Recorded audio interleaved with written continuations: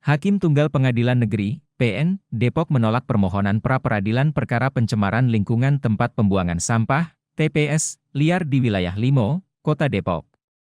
Pra-peradilan tersebut diajukan oleh tersangka Jayadi melalui kuasa hukumnya terhadap penyidik Pegawai Negeri Sipil Lingkungan, PPNS, Kementerian Lingkungan Hidup, KLH. Sidang pembacaan putusan pra-peradilan digelar di PN Depok yang dipimpin Hakim Tunggal, Andri Eswin pada Kamis, 19 Desember 2024, sore. Kuasa hukum tersangka, Zainul Arifin mengucapkan syukur meski permohonan pra-peradilan yang diajukan ditolak oleh Hakim PN Depok, pasalnya, pra-peradilan yang membahas syarat formil penetapan tersangka Jayadi pada perkara pencemaran lingkungan TPS Liar Limo selesai. Selain itu, permohonan eksepsi dari pihak termohon juga ditolak oleh Hakim PN Depok. Kata Arifin saat ditemui di PN Depok usai mengikuti pembacaan putusan pra-peradilan. Putusan sidang tadi, pra-peradilan tadi Pak. Ya, yang pertama ya kita harus syukur ya, 1 minggu ini roadshow, setiap hari kita sidang sampai selesai pada hari ini, hampir jam 6 ya, terkait dengan proses persidangan pra-peradilan yang membahas, yang menyidangkan terkait dengan syarat formil penetapan tersangka Pak Jayadi. Nah, dari permohonan itu, eksepsi dari pihak termohon kan ditolak. Apa itu eksepsinya? Pertama, kewenangan relatif, artinya di mana pengadilan yang berwenang untuk meriksa perkara yang kita ajukan, itu majelis hakim tunggal mengatakan eksepsi termohon ditolak. Artinya Pengadilan Negeri Depok berwenang untuk mengadili proses permohonan kita. Itu satu. Kemudian eksepsi yang kedua itu terkait dengan objek sengketa, ya, di mana termohon mendalilkan bahwa salah objek karena dia menyampaikan penetapan tersangka bukan bagian dari objek pra-peradilan. Nah, ya, penyataan itu, dalil itu ditolak oleh hakim mengatakan bahwa objek sengketa itu adalah bagian dari pra-peradilan, yaitu penetapan tersangka. Kemudian eksepsi yang kedua yang ditolak itu terkait dengan gugatan kabur atau permohonan yang kabur. Nah, di dalam permohonan yang disampaikan, yang didalilkan oleh termohon itu dikesampingkan majelis hakim karena gugatan atau permohonannya tidak kabur karena jelas siapa yang dimohonkan dan objek yang dimohonkan. Pada intinya eksepsi ditolak oleh hakim tunggal. Namun dalam pokok perkara yang menjadi objek itu setelah semuanya dipertimbangkan, eksepsi tidak dikabulkan, maka masuklah hakim tunggal ke pokok perkara. Pokok perkara itu kan ada 5 yang kita soalkan. Yang pertama, yang tercatat ada 5 pokok perkara yang kita persoalkan. Yang pertama terkait dengan SPDP, surat perintah dimulainya proses penyelidikan. SPDP, permohon mendalilkan bahwa telah menyampaikan SPDP kepada Pak Jayadi.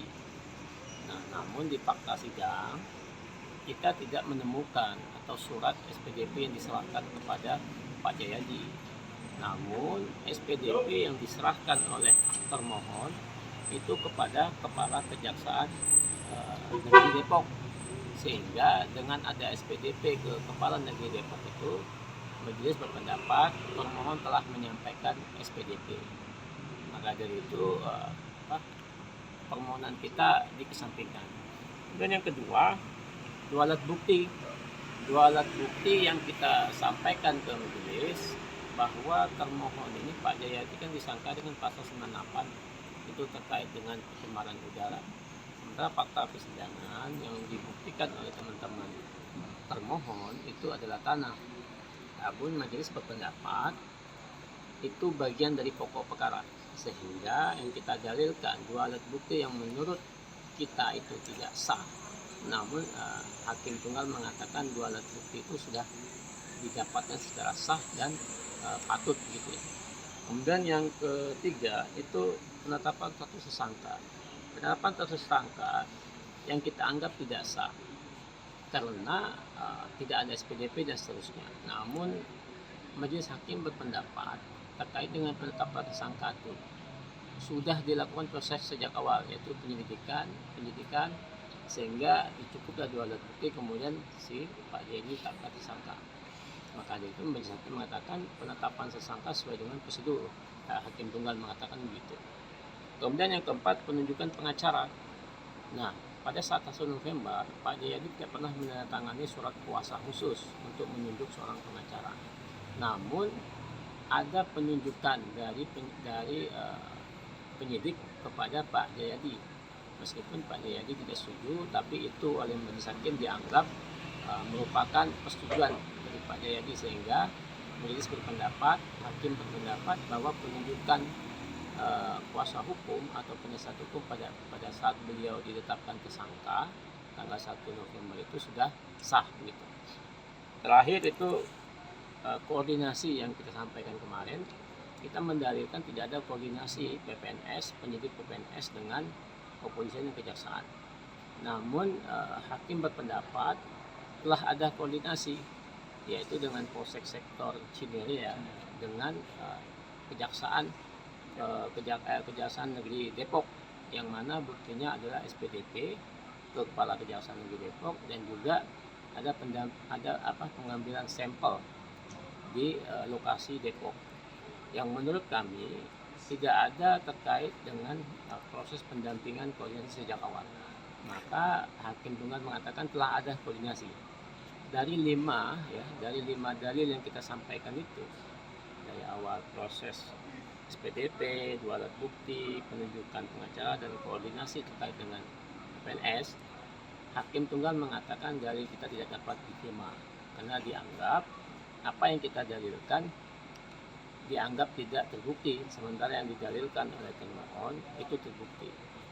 Nah, yang dimaksud sebetulnya pra peradilan kan hanya proses, ada tidaknya syarat formilnya.